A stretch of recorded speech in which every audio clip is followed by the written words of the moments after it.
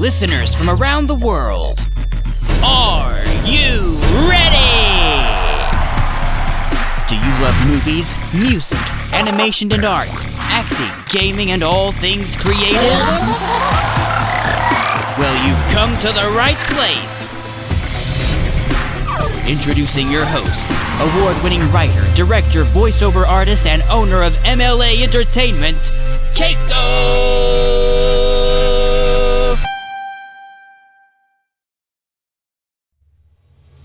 Hello everyone, I'm Keiko.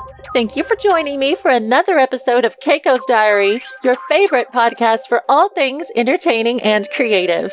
While I wear many hats, I consider myself first and foremost a storyteller.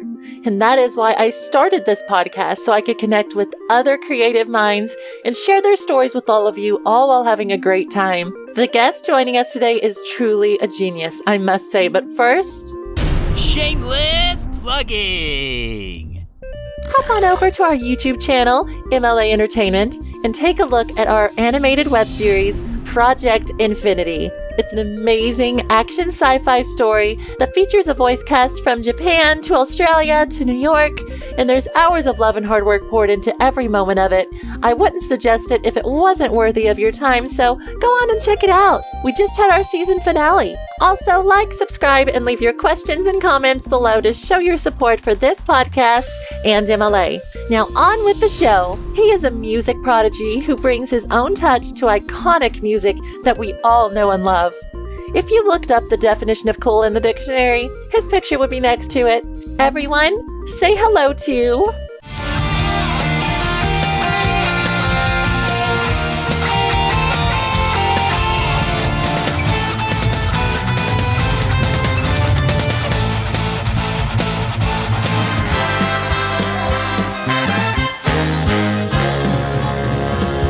Here we go, off the race.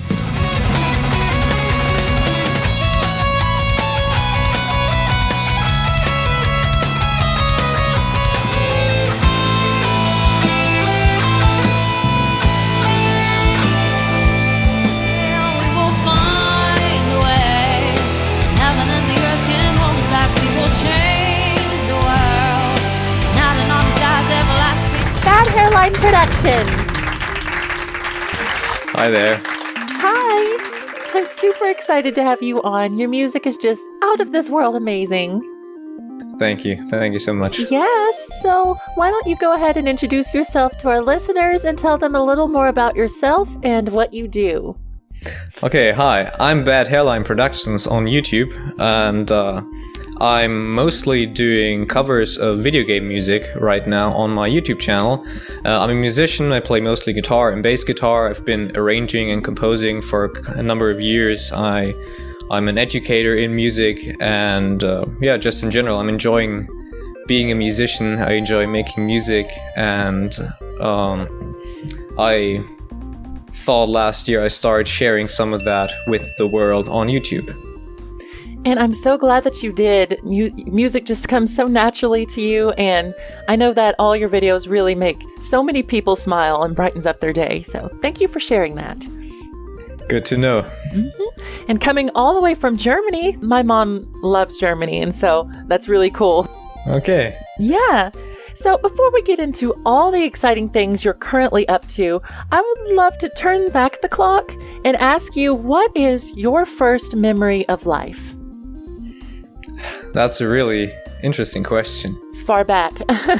Yeah, it's very far back, too far back. I mean, it's kind of...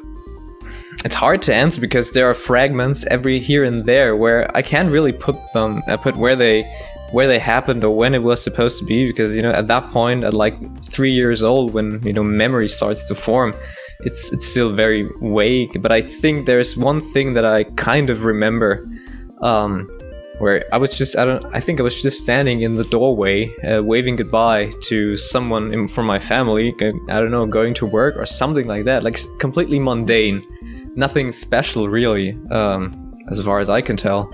It's always interesting to see that many people have memories from like 3 and under, which is surprising to me. So that's really cool, actually. Yeah, I must have been around 3 years old at that point. I mean, I have some more vivid memories from the age of 4, where I can really tell, okay, I was 4 years old and I was doing this, that, and that. But I think age of 3, this one memory just kind of, it sits somewhere in the back of my mind, and I must have been like 3 years old. Yeah, that's really cool. You'll have to investigate, see if you can figure out who you were waving to. Yeah, probably. Mm-hmm. And so what was life like for you as a child, and when did you first discover your love for music? Growing up, I didn't really encounter much music. I'm not from a musical family or anything. My parents are, working class, and didn't really have anything to do with music or any kind of art. So music really was never of any particular interest to me in my childhood. I was never interested in learning an instrument. I was never singing. I wasn't doing anything just because I wasn't around music that much. And it really only started in my teenage years when friends of mine at school started picking up some instruments here and there. And I remember a friend of mine came up to me at one point. I think we were in grade 8. And he said, I started playing guitar. At that age, that's pretty cool. Yeah. And another guy from another class, he just started playing drums around the same time. So we were talking, and at some point, they were like, if we only had somebody who could play bass, we could start maybe a band and, jam a little bit and play some tunes together. So that was enough for me. I remember going home that day, going to my parents, were like, Mom, Dad, I want to play bass guitar. I didn't put any second thought into it. I didn't really know what a bass guitar was at that point, to be perfectly honest. But I was like, playing in a band with a few friends, like that's the dream. Everybody, I think everybody should experience something like that. So, started playing bass. And funny enough, I never played in a band with those guys in that constellation. Because, when I started, I was like, okay, I have to, practice a little bit before I can, start a band. And right. So once I was feeling comfortable enough to be like, we can play a little bit, I went to my friend and he was like, actually, I didn't really learn how to play guitar. I bought a guitar and, a friend of mine showed me 2 or 3 chords and I don't really play that much. I can't really play anything. So that was kind of a bummer because then I was, sitting there having a bass guitar and no band. Right. And so I was around 14 years old at that point. So it was like, okay, I have a bass guitar. A bass guitar all by itself is kind of boring. Yeah. I didn't really appreciate the instrument as much, so I couldn't really do anything with just a bass guitar and no band. So I was thinking, what am I going to do now? And I started writing a few bits and pieces of music, but I couldn't really do something special with it because I felt very limited on the bass. So then I was like, okay, maybe if I buy a guitar, I can flesh out these ideas a little bit better. Because much of the music that I was playing was, guitar-oriented music, especially like the early hard rock stuff, like everything from Jimi Hendrix to Black Sabbath and Deep Purple. I was super into that music. And while they all had amazing bass players, and I can really appreciate these bass players now, back then I couldn't. I just heard, there's a guitar solo, and there's another guitar solo, and there's even more guitar solo. Right. So maybe I should try and do something with the guitar.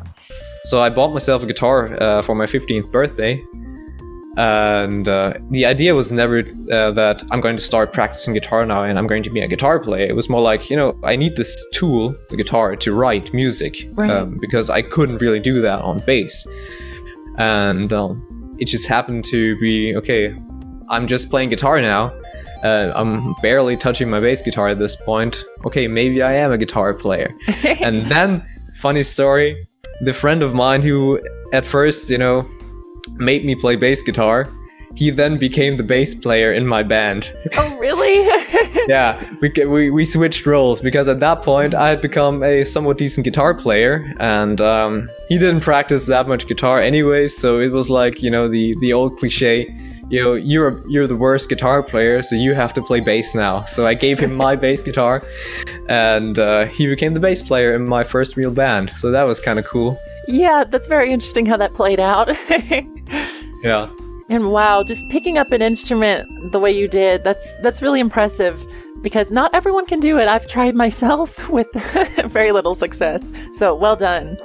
It just happened to be the guitar kind of speaks to me and the bass guitar, whereas I've tried other instruments and like I couldn't imagine playing a horn instrument. I couldn't imagine playing saxophone or anything like that. It just doesn't speak to me. Same with piano. I struggle on piano so much. I can play a little bit, but really just a tiny bit. The instrument doesn't like me. Apparently. Right. Yeah, you just feel at home with the guitar. Yeah. Well, that's really cool. Why don't we play a fun game? The 60-second 411. Okay. And so this game is really fun. This is always one of my favorite parts of the show, and I'm going to set a timer for 60 seconds, so we're going to see how many questions we can get answered before the time runs out. So, do you think you're ready to play? I'm ready. All right. Setting the timer in 3, 2, and 1. Favorite color? Green. Favorite movie? I'll go with Lord of the Rings. Favorite song? I can't answer that. I seriously can't answer that. Favorite game? Age of Empires 2. Ooh, greatest fear? Radiation? Hot or cold weather? Cold weather. Night owl or morning bird? I'm a morning bird. Favorite singer? I'll give you 2. I'll say Frank Sinatra and Bruce Dickinson. Oh, favorite food? Meat and potatoes, any kind. Favorite holiday? Can't go wrong with Christmas. Yeah, biggest pet peeve? I hate being told what to do. Oh, yes, cats or dogs? Cats. If you had a superpower, what would it be? Control over time. Favorite Spice Girl? I don't think I can name any Spice Girl. I don't know. Well done. The time is up. So good. We only had one more question to answer. You did so good. Okay, thank you. Yes. That last one really threw me off. Yeah, I bet that's kind of become kind of an inside joke within the show. It's funny to see. And since we didn't get to the last one, why don't you go ahead and tell us the answer? It was favorite subject in school. I think the obvious answer would be like band class or anything music related. But in fact, I enjoy history a lot. So history class. I always enjoyed history as well. Yes. Well, very good. That was a lot of fun. Love those answers. Fun questions, certainly. Yeah. Well, thank you for playing that. And as I was saying earlier, learning an instrument is impressive in itself. So how did you master instruments like the guitar, and what tips do you have for someone who's starting to learn it? As I alluded to earlier, I never started playing bass or guitar with the idea of mastering the instrument. It was never about that.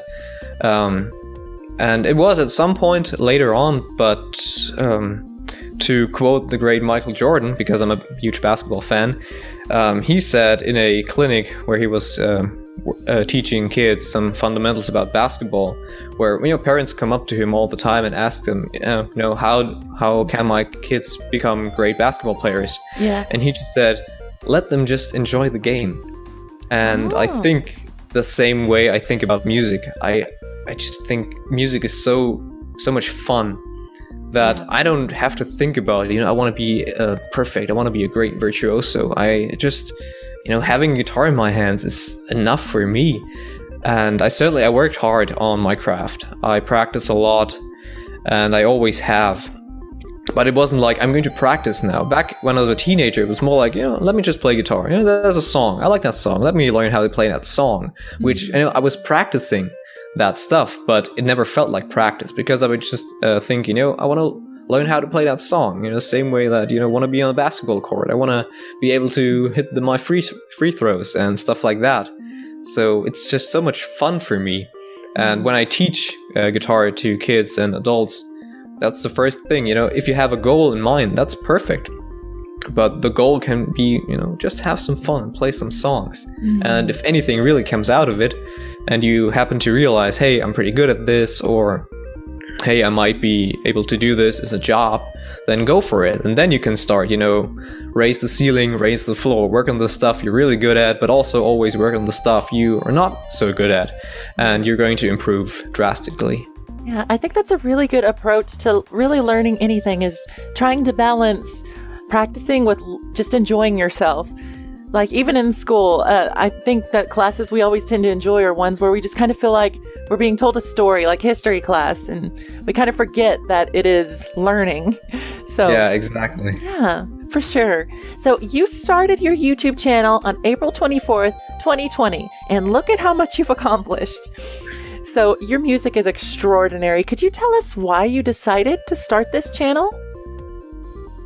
Well, the short version of it would be COVID-19. Yep.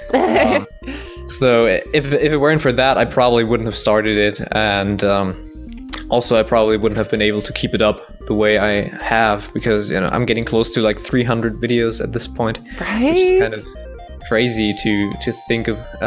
But to elaborate on that a little bit, I've always been interested in many different kinds of music. Right when I started playing, like I said, I was into Hendrix and Deep Purple and all that great rock music from the 70s, and that developed into a lot of heavy metal stuff. But at the same time, I was always interested in much more pop music, and thinking like a band like Queen, the way they developed from a hard rock band at their early days into, this great, I don't know what they became in the later years, but just such a versatile band. Mm-hmm. And I was kind of doing the same thing from the very beginning. I was looking into different kinds of music, always trying to understand how music works. Rock music can sometimes be a lot more simplistic, especially like the earlier rock and roll music, 3 chords and a little bit of soloing. Okay, that's easy enough. Then you get into bands like Deep Purple, and okay, they're a little more complicated. Yeah. So I was always drawn towards the more complicated, the stuff that I couldn't play right away, just because that gives me more chance to sit down with the guitar and learn some more stuff. And that very early on led me to trying to figure out how to play any kind of melody that how to play Happy Birthday on guitar. Yeah. How many rock players can play Happy Birthday on guitar? I'm guessing a lot, but I'm also guessing many don't. So I wanted to figure out how to play that, how to play all these melodies, like little jingle from commercials, like McDonald's, da da da da da. Yeah. I just needed to know how to play that, and you have totally got to make a video about that now. Next cover, McDonald's. Maybe I will. You never know. And that led me to trying to figure out music from video games that I used to play when I was younger, Super Mario and just that's a melody everybody knows. Yeah. And so I wanted to know how to play that. I never really dove deeper into that back in the day, but it really came back in, I'd say, the last 3 or 4 years, where I was much more into jazz at that point. I was studying a lot of jazz musicians and jazz arrangement. Mm-hmm. So then looking at especially the Nintendo stuff, much of the stuff in the Super Mario series from Koji Kondo, he's a jazz composer basically. He studied a lot of especially Latin jazz. And once you get over the fact that it's played on, 8-bit processors, the music works so well in a jazz context. Yeah. So I began playing some stuff with friends of mine who were jazz musicians and arranging some stuff for like horn sections. And then I started playing some of these tunes with my fusion trio. So we were playing like Super Mario 64 stuff. We were playing some Pokemon music and some Zelda music. And we actually wanted to go into a recording studio beginning of last year, to record some of that music, because it was kind of unique. How many jazz bands dare to play anything but, the standards and their own material. And that kind of stuff is really fun for the audience usually. Whenever we go to any place and we play some, Super Mario music, the people know that. The people like that. And that's very exciting. Yes, so that's why we wanted to record some of the music, but then obviously the whole COVID situation started and we couldn't go and record that stuff. So we were stuck at home, and after playing video games for a few weeks straight without doing anything else, I was like, you know what, I need to do something. I hadn't really recorded any of my own music, so I started recording some of my own material in like March last year. And then I was looking at the sheets I wrote for the Pokemon medley that we created with our band. Yes. And I was looking at it thinking, man, I really want to record that. How do I do it? I think I can just do it myself. I just have to program all the drums and maybe add some more synthesizer and keyboard elements to it. And then I wrote all the drum parts, and so I started recording it. And so I had this 10-minute Pokemon medley finished, and I sent it to my bandmates who were like, yeah, that's pretty awesome. I mean, we would have liked to play on it, but it's great to hear it for once in a recording. And I sent it to some other friends who were like, hey, I know you liked Pokemon back in the day. What do you think of this? And then one friend in particular, he said, you know, what are you going to do with it? You upload it to YouTube or something. And I thought, why not? You know, it could be a fun idea, especially at that point when the lockdown happened. All the musicians also were stuck at home, and many started doing YouTube channels and started uploading some stuff. So I was like, you know, I could do that as well, maybe. But at that point, I didn't have a camera or anything like that. I didn't really know how I was going to do it. Right. And then I thought about it for a few days, and I was like, okay, if I start doing YouTube now, I don't just upload one song and that's it, because why bother at that point? If I'm going to do this, I'm going to have to do it the right way, and I don't know what the right way is, but I thought at least I have to upload more. I have to have more content. Yeah. So then I thought, okay, you know, by that point I bought a webcam so I could at least film myself playing the music, and started, you know, working a little bit in Adobe Premiere just to get used to it. And then, you know, at the end of April 24th, I created the channel. I didn't really know what name I was going to give it. And so I looked into Mirror and I was like, okay, what am I going to name this channel? And I saw my receding hairline and I thought, that's a name. That is so clever. You know, it doesn't have any real meaning beyond, you know, I'm losing my hair, so why not, you know, make fun of myself in the process and give it a name, because with that name, I'm not stuck doing the video game music. I could technically use it and do anything with it. Yeah, you can do anything. I felt that works really well long term. And then, you know, I uploaded the video for, the Pokemon medley. Actually, it was not the first video I uploaded, funny enough. I recorded 2 songs from Super Mario 64 and made videos for them. And then I was like, you know, let's just do this every single day. And so the first 2 weeks, actually, every morning I got up, tried to come up with the song to cover, and tried to transcribe it, arrange it, record it all in one day, and upload it in the evening. Wow. And I did that for 2 weeks, and I thought, wow, this is hard. This is really hard, because I don't even know enough songs to keep that up. You know, I don't even know enough games to keep that up. It's not working. Plus, I was still in college at that point, and I was about to do my bachelor's degree, so it was, you know, a lot of work to be done. So after 2 weeks, I made the huge decision to not upload every day, but just every other day. Which is still a lot of work, but it gives me a little more room to breathe. And I've been able to keep that up ever since then. That is so cool to look back. And who knew what you were beginning, what journey you were embarking on? So. Yeah, and what a journey it has been so far. I never imagined to be doing this, you know, in 1 year. And also that there are actually people out there who might be interested in it. So that's really cool. Yeah, for sure. Yeah, it must be sort of magical in spite of the pandemic and everything, looking back, just how it was just you and your music creating something exciting. So, yeah. Yes, and it gave me a good reason to really look into different video game music catalogs, you know, because many of these games I might have played, but I have never really paid attention much to the music. And especially last year, I transcribed and recreated the entire soundtrack for the game Hollow Knight, which has an amazing orchestral soundtrack by Christopher Larkin. And I transcribed the entire soundtrack and completely recreated it myself in this kind of rock pop world, and that was a lot of fun. Yeah, that is just wonderful, and it's great you're giving extra attention to all these great games, because the music is often overlooked, and it's so wonderful. So yeah, really glad you're shedding some spotlight on that. Yes. Well, I'm so glad you decided to start your channel, and I must say, you have a perfectly fine hairline, so no worries.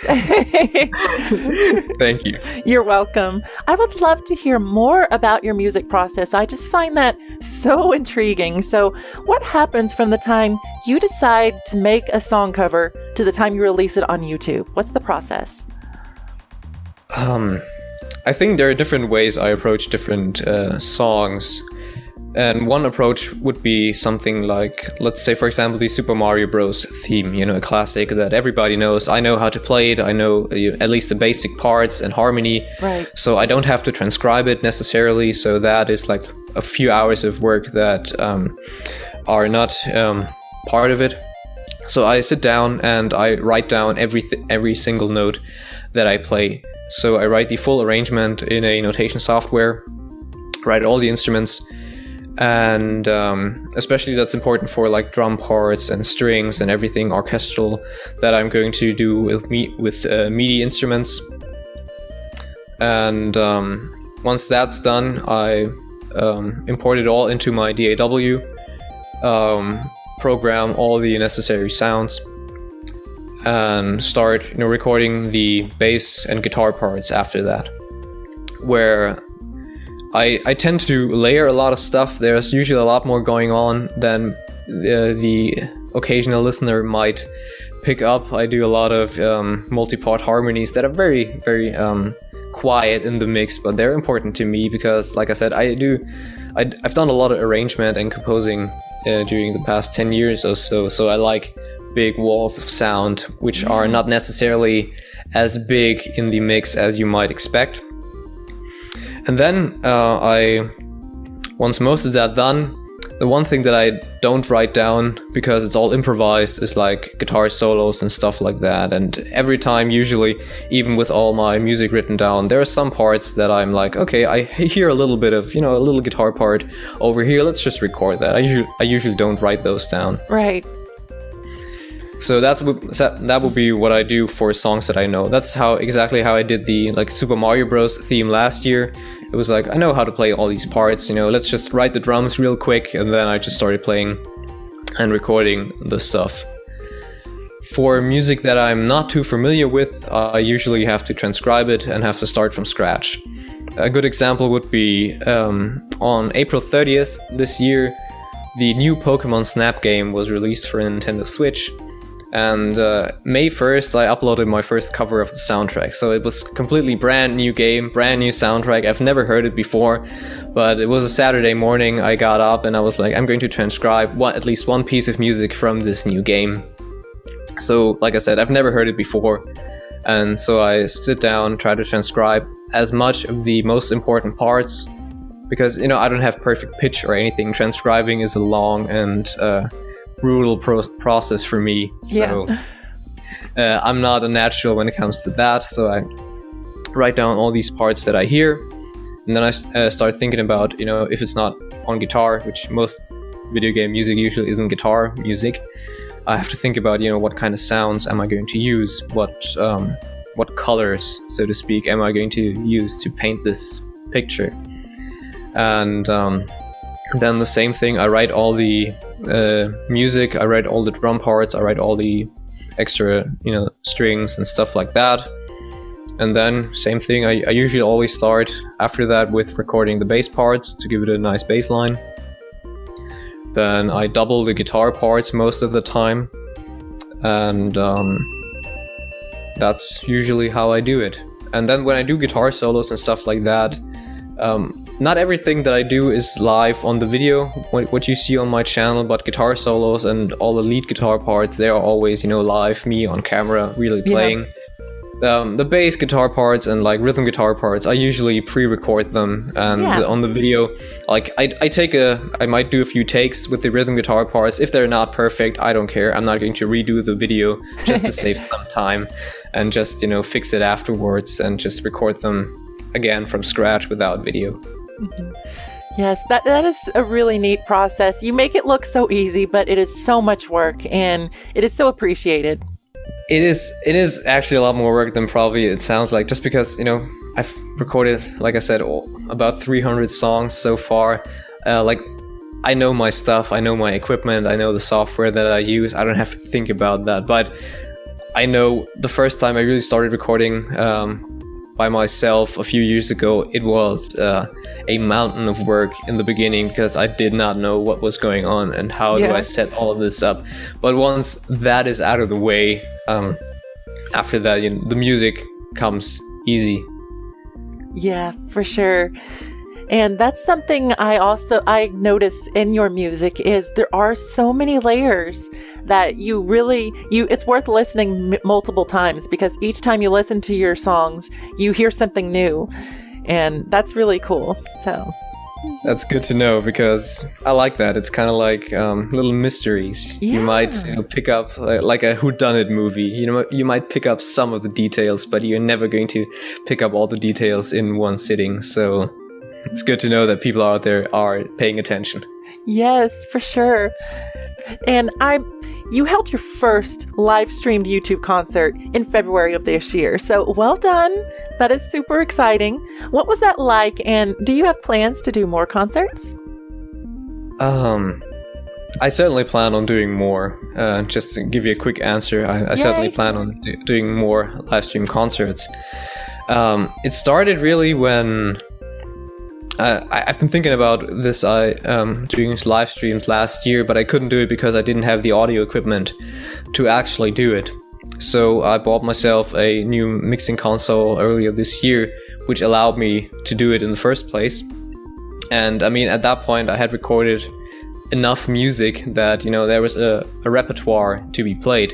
So all I had to do was fire up my DAW, delete all the lead guitar parts and stuff that I wanted to play live. And because all the other stuff I already had recorded, so that's all I do. Like, for example, I did the Super Mario Bros. Theme, so I just cut one lead guitar part out of it, so I can play it live. All the rest, stays exactly the same. So in that way, it's easy again for me, because I don't have to do a whole lot more work, because all of this music is going to end up on my YouTube channel anyway at some point. So how clever.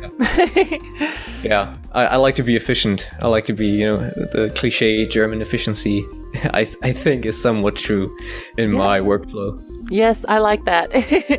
I must ask you about a very special project you worked on recently in collaboration with me and MLA Entertainment. You brought your magic to an original song for our web series, Project Infinity. And the song is called Love Me for Infinity. So the song is truly amazing. I'm super excited for the fans to hear it. And you did a great job. Could you talk to the listeners about the process of working on this song?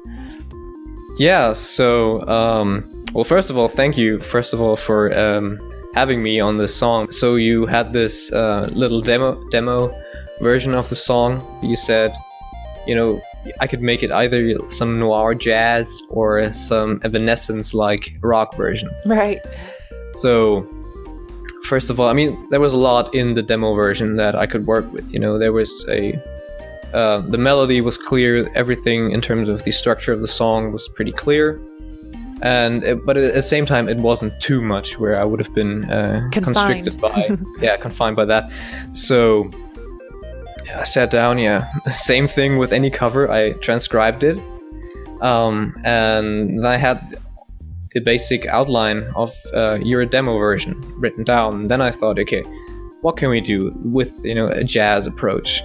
And I was playing around with a few ideas, but I quickly realized that if I were to do a jazz version of this song, I would have to ask guest musicians, and quite a lot of them, because I was immediately thinking of some Miles Davis inspired music. And I'm not a trumpet player, so I would have to ask around for a few trumpet players at least.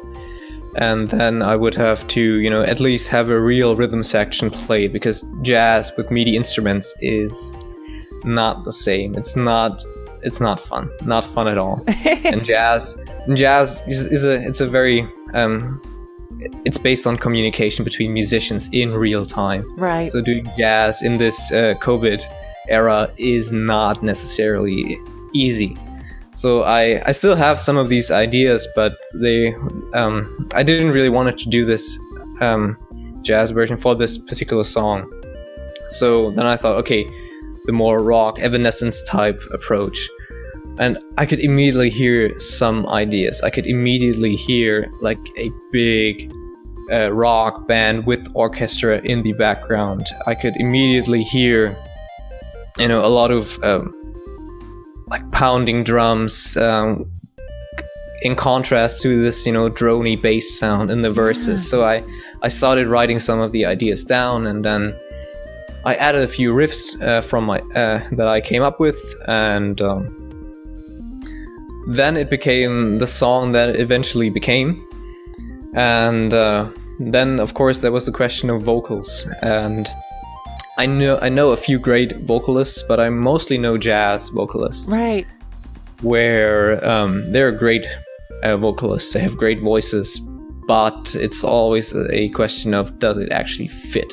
The voice is, of course, very different from any instrument. And the personality shines through so much more than with any kind of instrument. So I was thinking, well, I'm screwed. I don't really know any rock singers. Or at least none where I could really see this Evanescence type sound. So I was asking around until I phoned a friend of mine who eventually did the vocals on the song, and I was like, hey, I got this song, I need a vocalist, and I don't really know who to ask. 2 questions. Do you know someone who might fit, or do you want to do it? She was, she did a fantastic job. Amazing. Your viewers are going to hear it, and I hope they are going to be satisfied with it. And she is an amazing vocalist. I've worked with her before. I have played with her in a band earlier a few years ago, and she developed into her own, music career, and she's doing amazing, very different kind of music. But she agreed to do it, and I'm very glad she did, because, like I said, she's an amazing vocalist, good friend of mine, and it can't be better than having great friends who are also great musicians, collaborate on great music. Yeah, that's the best. Yeah, so I recorded all the instrumental parts. I sent her the stuff, and she sent me her vocal track back, and I'm usually pretty picky when it comes to vocals. So the few times I have worked with vocalists before, I'm usually always in there fixing at least little things, because the voice is, like I said, it's different from any instrument, Right. One note can be perfect, quote unquote perfect, on any instrument, but the voice does things to the note. Sometimes I really enjoy this, sometimes I don't. With her voice on this track, Love Me for Infinity, I did not have to fix anything. I didn't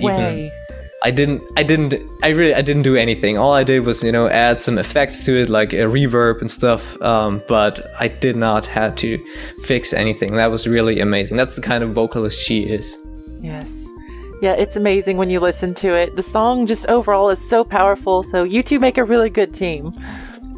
Thank you. And I'm so glad you liked it, because, doing something like that, I had some guidelines what to do with the song, but obviously I didn't know how you were going to react to it once I sent those first demo tapes to you. So I was very relieved when you said you liked it, because had it been like, okay, it's not really what we're looking for, that means, okay, I have to put a lot more work into it. I have to come up with something a lot more interesting than that. But I kind of felt very lucky that I hit it kind of the first time. Oh yeah, I knew that it was going to be a certain success, because I'd been listening to your music for quite a while, so I knew you had it. Thank you. You're welcome. Well, I'm so excited to share that with the fans. Why don't we play another game? Truth or dare? All right. I'll take truth. Truth? All right. What is your least favorite type of music? This is very hard for a musician to answer. Yeah, that's kind of, I could make a lot of enemies real quick as a musician. No, but I couldn't really tell you any specific like genre of music or any artist in particular, because I think there is amazing stuff in any genre and everywhere in the world. Yeah. The thing though that does bother me about some types of music are things that get like super political in their lyrics. That's something that I don't really like. I don't think, music is so beautiful. Why bring something like politics into it?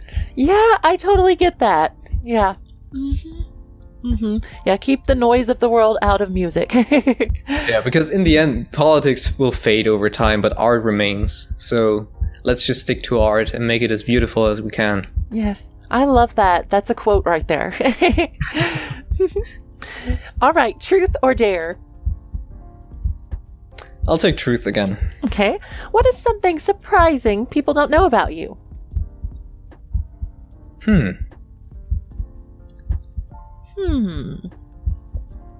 What could Probably it be? one thing that at least my YouTube audience doesn't know. I used to have a YouTube channel back in like 2008. No way. I did. It was a completely different name. But I did have a YouTube channel back in the day. And thank God I was smart enough to never show my face or voice on that channel. So even if it were still around, it isn't. I deleted that, I don't know, almost 10 years ago at least. But there is nothing that you could use to identify me. So at least I was smart enough back then to do that. Yeah. Phew. That's funny. Truth or dare? Let's go with truth again. Okay. What is the most challenging part about what you do? That's certainly trying to find songs to cover for this channel. I bet, especially when you've done almost 300. Yeah. Like I said earlier, like when I started, I did daily uploads for a while, and I don't want to say I was burnt out, but I was more panicking because what am I going to do tomorrow? I don't know. I have to come up with something. Yeah. And however, the great thing is because I was doing so much music so early, I came in contact with a great community of people who also do video game music. There is, for example, the Pixel Mixers community on Reddit and on Discord. There are a lot of great musicians out there who do amazing things with great tunes from video games. So that's a lot of inspiration for me. And so that helps. And then also just saying, I have this game, I did one song from that game, let's look at the other songs from the game. But it's a continuous struggle to wake up every day, okay, I have to do something now. Okay, that's a game, I haven't done something in a while, let's look up the soundtrack once again. That song is great, let's do that for next time. But yeah, that's a constant struggle. Yeah, I bet. Are you open to requests from fans of your channel? They can leave them in the comments, possibly. I'm always open to requests, but requests might be a little bit much. Suggestions, let's put it like that. I'm always open for a suggestion because some songs are just, either not too interesting to me, and I don't feel like making music that I'm not 100% behind. Absolutely. So if somebody requests a song that I'm like, okay, that song, maybe I'll do it sometime in the future. But if someone is like, hey, what about this and this song, and I look it up and it's amazing, I'm like, hey, thanks for the suggestion, I'll do it immediately. Yeah, so it just depends on whether you're into it. Yeah. Yeah, so you heard it, listeners. Give suggestions, because you just might like it. So, truth or dare? Let's stick with truth. Again. All right, that's good. What is the last song you listened to? That's actually a fun one because earlier today I listened to a very long piece of music called Kaleidoscope from the band Transatlantic. Oh. Which is probably a band that not many people know about. It's actually a super group, technically. It consists of many great members from bands that are very famous. For example, the drummer is Mike Portnoy, who most people know as the original drummer from Dream Theater. Cool. And it's the song Kaleidoscope is like a 35-minute piece of music, like great prog rock, epic. Yeah. That is really cool. A 35-minute piece of music. That's really impressive. Yeah, I like that stuff. I'm super into like the prog rock epics of like 20 plus minutes of music. I'm really into that. Mm-hmm. Yes, true music lover. Yeah, real music nerd. Well, that's great. I think that's great. And your music catalog is truly impressive. And so I was just wondering, personally, what are you most proud of? That's a good question. Yeah, you've done so much. It must be hard to pick. Yeah, and also, I don't think pride would be the right word to describe it. I feel blessed and pretty lucky in a way that I'm able to keep this up, and I'm still doing this, and I'm still recording all of this music, and I've been able to grow an audience. Yeah. Of that size. I would never imagine that to ever happen. So, I guess I'm proud of still doing the process, still being in the process, still doing it, and I'm not confined by any outside forces at this point. I don't feel like I have to, appeal to my audience or pander rather to my audience or something like that. It's like I make this music, I record it, I upload it, and there are people out there who are willing to take the time of the day to watch it. So that's good enough for me. That's wonderful. You just enjoy the art of it. Yeah. That's what it's all about. So that's really great. And so could you tell us what your plans are for the future, and where do you want to be in 10 years? That's a big question. That's a really big question, because looking back 10 years ago, I don't think I would have ever imagined being in a place where I am right now. Yeah. Not just in terms of YouTube, but just in terms of life in general. I don't want to really speak about my private life, but just in general, life has so many surprises. Yeah. So I can only wish that in 10 years I'm still enjoying making music as much as I do now, because I enjoy making music right now as much as I did 10 plus years ago. So somehow I've been able to keep that up. So, knock on wood that in 10 years, in 10 years, hopefully it's still the same. If I continue doing this YouTube thing in a few years, and I don't know whether I will, then maybe I'll still be able to, create, or not create music, but cover music that speaks to people, because I get a lot of comments like, that's the soundtrack of my childhood, that is so much nostalgia there, and that's what it's all about, really, because music from these video games, we grew up with that, that's really the soundtrack of our childhood, Super Mario and Pokemon and Mega Man and all these great franchises that are still around. Some of them might be struggling a little bit, some might have been gone off-road, but in the end, like I said earlier, the great art survives that. The great art will last, and I hope that in 10 years, first of all, there will still be great video games released with great soundtracks where I can cover them. Yeah. So I have enough material so I can still do that in 10 years. And, that, still people are going to enjoy this. Well, I think that music is in your blood, so I think you will always enjoy doing it and sharing it with the world. I hope so. Yes. Well, I want to thank you for joining me, Bad Hairline Productions. You're a fascinating individual, and I'm just so happy you are sharing your gifts with the world. Well, thank you for having me in the first place. It's been a lot of fun doing this, and speaking the first time actually to somebody about my music like that. So yeah, thanks for having me.